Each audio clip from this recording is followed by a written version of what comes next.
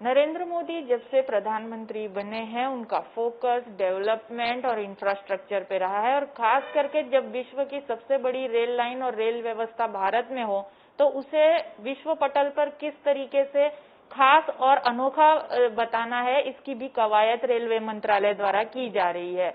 आखिर किस तरीके से आने वाले सालों में इस पर पूरा फोकस होगा, कितने वर्ल्ड क्लास रेलवे स्टेशन होंगे, उनकी खासियत क्या होगी, इन सभी चीजों पर बात करने के लिए हमारे साथ जुड़ रही हैं केंद्रीय रेलवे राज्य मंत्री दर्शनाबेन जरदोश। आपका स्वागत है। और सबसे पहले तो ये जानना चाहेंगे कि वर्ल्ड क्लास रेलवे स्टेशन की जब बात हो रही है, किस तरह की कवायद मंत्रालय कर रही है, कितने देश के ऐसे चुनिंदा शहर होंगे जिन पर इसमें पहले फेज पर काम किया जा रहा है? माननीय प्रधानमंत्री श्री नरेंद्र भाई मोदी जी के नेतृत्व में आज़ादी के अमृत महोत्सव में हम लोगों ने कई संकल्प किए हैं। रेलवे जो हमारी सबसे बड़ी लाइफलाइन है, उसको हम गति देने के लिए, उसको इंफ्रास्ट्रक्चर बढ़ाने के लिए और नया रूप देने के लिए हम सब कटिबद्ध है। परिवार के लिए जिस तरह से सोचा जाता है, इस तरह से सभी कर्मचारियों के साथ में, सभी ऑफिसर्स के साथ में हम लोगों ने तय किया है कि आज़ादी के अमृत महोत्सव में हम कुछ न कुछ नया करेंगे। वर्ल्ड क्लास स्टेशन जो प्रधानमंत्री के मन के सबसे नज़दीक वाला जो प्रोजेक्ट है, इसमें सबसे पहले गांधीनगर वाला स्टेशन जो बना, जिसके ऊपर 5 स्टार होटल भी बनी और पीपीपी मॉडल पे ये किया गया, उसी तरह से आईआरसीएसटीसी के माध्यम से जो इंफ्रास्ट्रक्चर रेलवे को सपोर्ट करेगा, उसके माध्यम से पूरे देश के 75 स्टेशन को हम लोगों ने ऐसे पीपीपी मॉडल के लिए बनाने के लिए सोचा है। हर एक स्टेट से जहाँ बड़े स्टेशन होंगे, जहाँ पे आना जाना होगा, जहाँ रेलवे की बहुत सारी जगह होगी, वहाँ पीपीपी मॉडल पे इस तरह के स्टेशन डेवलपमेंट की बातें वो बोर्ड के माध्यम से की जाएगी। बिल्कुल 75 ऐसे स्टेशन होंगे जो वर्ल्ड क्लास होंगे, लेकिन ट्रेन को सुचारू करना और इन सब के साथ साथ मंत्रालय का फोकस इस समय इंफ्रास्ट्रक्चर पर भी है। किस तरह का इंफ्रास्ट्रक्चर देश को चाहिए, रेलवे विभाग को, और इसके लिए भविष्य में किस तरीके से काम किया जाएगा? लास्ट माइल तक हम लोगों की सेवा भी कर सके और फ्रेट के लिए भी अगर रेलवे का उपयोग होगा, दोनों तरह से सोचा जा रहा है, पैसेंजर के लिए भी और जो हमारे देश का जो विकास हो रहा है, जो हमारे पोर्ट वगैरह है वहाँ से, और जहाँ रेलवे लाइन के साथ साथ में ट्रेन से ये आना जाना होगा माल वाहन का, तो उससे रेलवे को फायदा मिलेगा। तो उसके ऊपर फोकस करने के लिए दोहरीकरण का काम चल रहा है, सिग्नलिंग का काम चल रहा है, नीचे केबलिंग का काम भी चल रहा है। जो केबल रेलवे की लाइन के साथ साथ में लगेंगे, इसके हिसाब से ये सिग्नलिंग ऑटोमेटिक होगी, क्योंकि जो ट्रेन चलाने वाला जो हमारा मैन होता है वहाँ पे रेलमैन, तो उनको भी कम स्ट्रेस से वो अच्छे से और स्पीड से ट्रेन चल सके, इसके लिए सरकार कवायद कर रही है। और इसके लिए फोकस भी किया गया है। कई सारे स्टेशन और कई सारे स्टेट, जैसे गुजरात को देखा जाए तो ये रेलटेल के माध्यम से पूरा केबलिंग का काम खत्म हो चुका है। कई स्टेट्स में ऐसे काम बहुत गति से आगे बढ़ रहा है।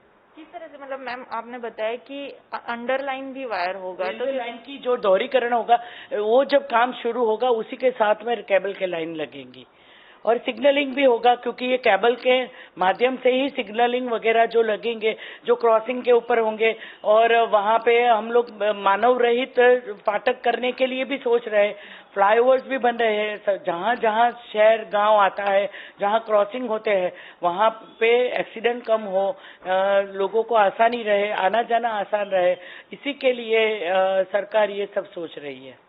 इस बात पर क्या पुरानी जो सरकारें थी उस पर काम करने में रह गई कि जो वापस से इस तरीके की कवायद हाथ रखी जा रही है इंफ्रास्ट्रक्चर पर? नहीं, काम तो होता था लेकिन उसकी गति कम थी। जैसे पहले काम होता था कि अगर हम लोगों को कोई टारगेट दिया जाता है तो आज 100 किलोमीटर का काम होगा, तो उसके बदले में बहुत कम काम होता था। तो आज जो टारगेट हम लोगों ने सेट किया है कि जिस समय में, जैसे मैं बताऊं कि इंफ्रास्ट्रक्चर का जहां बड़े बड़े प्रोजेक्ट चल रहे हैं, वहां उन्होंने ये प्रोजेक्ट कब खत्म होंगे उसका भी टारगेट तय कर लिया है। तो उसी के आधार पे उसकी प्लानिंग होती है, उसका कमीशन होता है, उसका काम शुरू हो जाता है, इसकी इतनी मैन पावर लगते हैं और इसी के हिसाब से प्रोजेक्ट चलते हैं। कोरोना काल जब से शुरू हुआ है तब से अभी भी कई ट्रेनें हैं जो पटरी पर नहीं आई हैं। सहूलियत जो यात्रियों को पहले कोरोना के पहले मिल रही थी उस तरह की सहूलियत नहीं मिली है, तो वो व्यवस्था कब से लोगों को सुचारू रूप से मिल पाएंगी?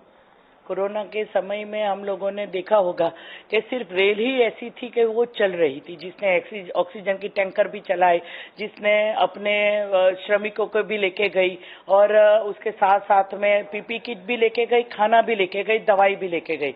तो रेल हमेशा चलती रही है, लेकिन बैक टू नॉर्मल लाइफ के लिए वैक्सीनेशन बहुत जरूरी है। हम 2-3 दिन में हम लोग 100 करोड़ की वैक्सीनेशन के ऊपर पहुंच जाएंगे। रेल परिवार ने पूरा अपना इंफ्रास्ट्रक्चर कंप्लीट कर लिया है, कोविड के लिए तैयारी करके उन्होंने वैक्सीन करवा ली है, उनके परिवार को भी वैक्सीन लग जाए।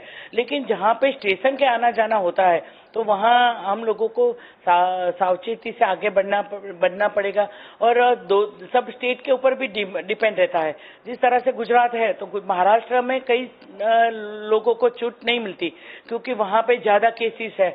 तो उसी तरह होता है, जो स्टेट के अंदर स्टेट गवर्नमेंट ने अपने टारगेट कोविड के हिसाब से वैक्सीनेशन के कंप्लीट कर लिए, वहां उस तरह से डिमांड से हम लोग दिवाली से पहले काफी ट्रेनें शुरू होने लग गई है। मैम, जिस तरीके से भूतकाल की भी बात करें, सेंसिटिव और भीड़ भाड़ वाला इलाका हमेशा से रेलवे स्टेशन रहा है, क्योंकि मौजूदा सरकार सुरक्षा व्यवस्था को लेकर काफी संजीदा भी रहती है।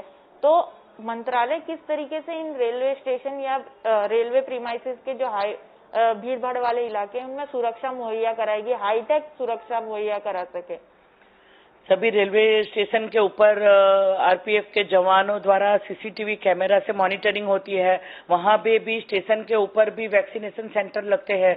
जो आने जाने वाले लोग होते हैं वहां पे टेस्टिंग भी होती थी और कम से कम लोग ट्रेन को जहां पे कोई ट्रैवलिंग करता है तो उनको छोड़ने के लिए, आने के लिए जहां ज्यादा आना जाना होता है वहां प्लेटफॉर्म टिकट के दाम के हिसाब से ये कंट्रोलिंग चलती है कि वहां पे सुरक्षा के हिसाब से और भीड़ ना हो इसके हिसाब से कम लोगों को वहां जाने दिया जाता है। तो बुकिंग के साथ साथ में ट्रेन के सफर में आसानी रहे, स्वच्छता से समय पर ट्रेन चले, वो हमारा पहला टारगेट है। मैम, आपको पीएम मोदी ने बुलेट ट्रेन का भी कारभार देखा है, इंफ्रास्ट्रक्चर के लिए दे रखा है। 2 स्टेट के बीच बुलेट ट्रेन पीएम मोदी का एक ड्रीम प्रोजेक्ट है। गुजरात की तरफ तो ये काफी तेजी से काम हो रहा है, लेकिन महाराष्ट्र में अभी तक कह सकते हैं कि मामला उलझा हुआ है। किस तरीके से सुलझाया जाएगा, कब तक ये प्रोजेक्ट पूरा हो पाएगा? जब विकास की बात होती है तब सबको अच्छा लगता है, तो कोई भी स्टेट कैसे भी हो, लेकिन जैसे पर्यावरण के नाम पर वहाँ पे कुछ बातचीत चल रही थी गांव में जाके वहाँ पे, जैसे मेरे दूसरे एमओएस दानवे साहब है, उन्होंने महाराष्ट्र के अध्यक्ष और वहाँ के मंत्री होने के नाते बहुत सारे एफर्ट भी किए हैं, बातचीत भी की है। और जिस तरह से अहमदाबाद से उमरगांव तक के जो पिलर लगने हैं, जिसका काम चलना है, जो दिखना चाहिए इंफ्रास्ट्रक्चर, वो बुलेट ट्रेन का काम बहुत गति से चल रहा है। पर महाराष्ट्र सरकार क्यों नहीं? वो भी कर लेगी, धीरे धीरे आ जाएगी, उसके लिए भी बातचीत चल रही है अपने ऑफिसर के लेवल पे, वहाँ पे भी बातचीत हो रही है। टाइम पर ये प्रोजेक्ट पूरा हो जाएगा? हम लोगों ने सोचा है कि 2024 के पहले हम लोगों को जो अहमदाबाद से शुरू होने वाला जो गुजरात का हिस्सा है, इसमें हम लोग कुछ न कुछ इंफ्रास्ट्रक्चर तो खड़ा कर ही देंगे। मैम, जैसे कोरोना काल की बात करें, लगभग सारी चीजें ओपन हो चुकी हैं, सभी रोजिंदा कह सकते हैं चालू हो गया है। ट्रैफिक रेलवे में कितना बड़ा है? नहीं, ट्रैफिक डिमांड आती है, लोगों के पास आती है, मेंबर ऑफ पार्लियामेंट के तहत आती है, सरकार जो हमारे डीआरएम जीएम के पास भी कई सारी व्यवस्था के लिए कि ये ट्रेन पहले जैसे चलनी चाहिए। लेकिन सबसे ज्यादा हम लोग अभी फोकस कर रहे हैं मानवीय सुविधा के ऊपर, क्योंकि हमारी जान है तो जहान है के सूत्र को साकार करते हुए हम लोगों ने सोचा है कि वैक्सीन लगने होने के बाद ही ट्रैवलिंग हम नॉर्मल करेंगे। लेकिन फ्रेड के लिए बहुत सारे प्रयत्न हो रहे हैं। कृषि रेल चलाई जा रही है, टेक्सटाइल की सबसे पहली टेक्सटाइल के मटेरियल को लेके, साड़ियों को लेके यहाँ से सूरत से ट्रेन चली। इसी तरह से कोल लेके जा रही है, स्टील लेके जा रही है।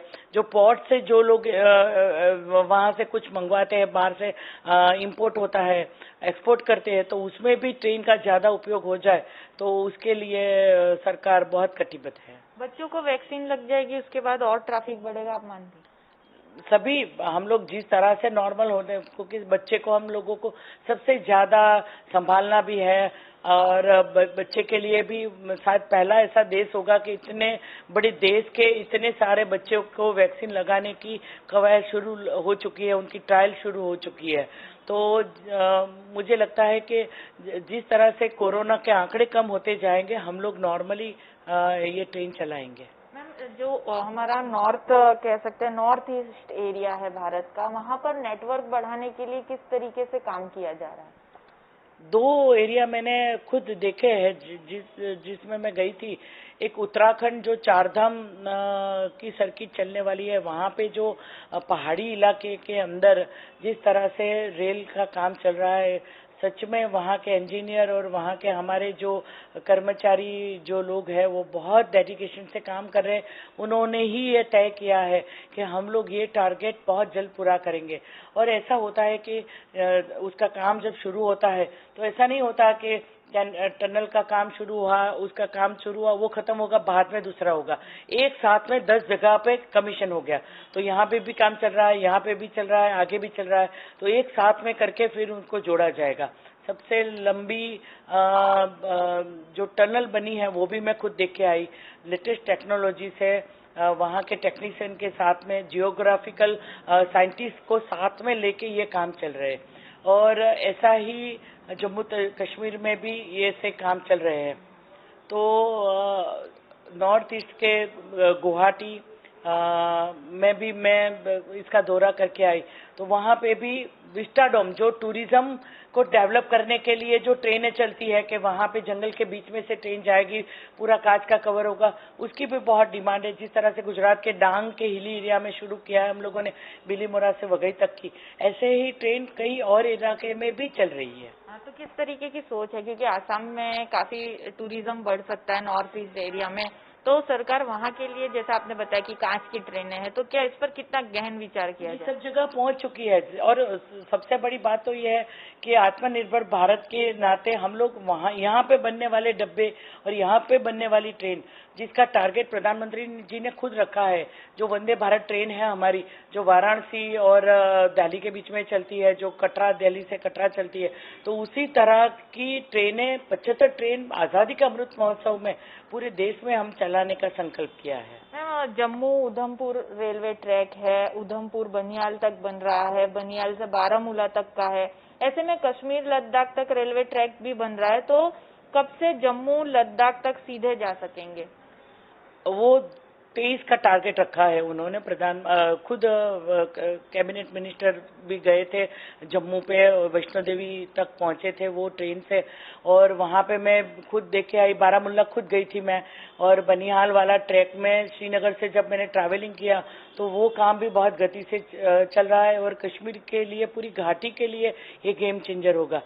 जिस तरह से मैं पुलगाम गई थी, तो पुलगाम में बहुत सारे टूरिस्ट डेस्टिनेशन है, तो वहां तक ट्रेन पास में जा रही है, तो लोगों की अपेक्षा भी बढ़ी है। वहां के लोग भी मांगने शुरू हो गए कि जिस तरह से भारत के बाकी देशों में डेवलपमेंट हो रहा है, उसी तरह की डेवलपमेंट उन लोगों को भी चाहिए। तो विकास जिस तरह से गति पकड़ रहा है, जिस तरह से प्रधानमंत्री की सोच है, उसी सोच के साथ में रेलवे भी काम कर रहा है। मैम, एक राष्ट्रीय कह सकते हैं मुद्रीकरण पाइपलाइन जैसी कुछ योजनाएं लेकर सरकार निजी निवेश को बढ़ावा देने की बात कर रही है, लेकिन विपक्ष इसे देश की संपत्ति के साथ जोड़कर देख रहा है। आंकड़ों का खेल जो है वो समझ नहीं आता, लेकिन संपत्ति बेचने या निजीकरण जैसे करने के मुद्दे आखिर किस तरीके से योजनाओं को लोगों के तक हितकारी होंगे? आज़ादी के 70 साल में उनको जो करना था वो तो कुछ किया नहीं, और जो इंफ्रास्ट्रक्चर खड़ा करना था, जो सुविधा देनी थी, वहाँ कुछ गए नहीं। हम लोग कुछ नए आइडियाज लेके, मुझे ये बताओ कि हम लोग जब गांव में भेड़ बकरियां पालने वाला जो बंदा होता है वो अपनी दूध बेचता है तो भेड़ बकरियां थोड़ी चली जाती है। अगर हमारी रेलवे के ऊपर कोई ट्रेन और कोई चला लेगा तो ट्रेन की प्रॉपर्टी थोड़ी चली जाएगी। और जो बहुत सारी ऐसी भी जगह है जो रेलवे के आसपास में बनी है, जैसे मैं बताऊं कि कॉलोनी बनी है जो पुरानी हो चुकी है, अगर ये कॉलोनी को मल्टी स्टोरीज बना लिया जाए और बाकी की जगह प्राइवेट प्लेयर्स को दे दिया जाए मॉल्स या कुछ जगह बनाने के लिए, और वो ही डेवलप करके दे देंगे, तो ये आधुनिक सोच के साथ में जब हम आगे बढ़ रहे हैं, अच्छी सुविधा देने के लिए सोच रहे हैं, तो विपक्ष का काम तो वो करे, लेकिन हमारा काम जो होता है कि नयापन देना, उन लोगों को सुविधा देना और जल्द से देना, वो ही टारगेट लेके चल रहे हैं। ज्यादातर यात्री शिकायत कर रहे हैं कि वही ट्रेन है लेकिन स्पेशल बताकर भाड़ा ज्यादा लिया जाता है। नहीं, आपने देखा होगा कि ट्रेन में स्वच्छता बहुत होने लगी है, पहले से समय पे चलने लगी है, क्योंकि जिस तरह से ट्रैकिंग रखी है, जो रेलवे ने अपना पूरा बोर्ड बनाया हुआ है, वहाँ में दिल्ली के अगर आप ऑफिस में आएंगे तो आपको दिखाई देगा कि जैसे डैशबोर्ड के ऊपर होता है कि कौन सी ट्रेन कितने समय पे चली, कहाँ चली, किस तरह से देरी हुई, तो ये सब बातें की मॉनिटरिंग आधुनिकीकरण से हो रही है। तो ये बात बताना तो गलत है कि ट्रेन का अलग नाम देना, क्योंकि जिस तरह से नयापन हम लोगों ने दिया है, जिस तरह से स्टॉपेज देने के, जो पुराने मंत्री थे वो कुछ ना कुछ डिक्लेयर कर लेते थे, लेकिन इंफ्रास्ट्रक्चर के नाम पे कुछ नहीं होता।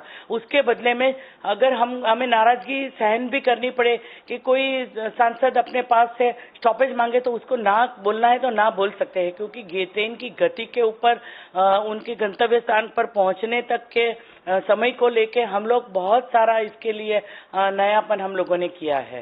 एक आखिरी सवाल कि भोपाल के हबीबगंज रेलवे स्टेशन देश का पहला प्राइवेट रेलवे स्टेशन होगा, इसका उद्घाटन कब होगा और रेलवे स्टेशन और कहाँ बन रहा है? गुजरात में भी इस तरीके से जिस तरह से हम लोगों ने गांधीनगर स्टेशन का उद्घाटन किया, उसी तरह से आने वाले दिनों में जैसे जैसे स्टेशन बनते जाएंगे उस तरह से हम लोग उसके उद्घाटन का समय तय करते जाएंगे। धन्यवाद दर्शना जी। और जिस तरीके से बात की जाए कि वर्ल्ड क्लास रेलवे स्टेशन हो या रेलवे के इंफ्रास्ट्रक्चर की बात हो, उन सभी पर कायाकल्प करने की बात रेलवे मंत्रालय कर रहा है और आने वाले सालों में ये बदलाव लोगों को देखने मिलेगा, यात्रियों को सुविधा मिलेगी और कुछ जो निजीकरण को लेकर जो विपक्ष सवाल कर रहा है, उन सभी मुद्दों पर दर्शना जरदोश ने हमसे बातचीत की है और किस तरीके से रेलवे विभाग आने वाले दिनों में विकास की ओर अग्रसर होगा, उसका भी दावा उन्होंने किया है। सूरत से श्वेता सिंह, ETV भारत।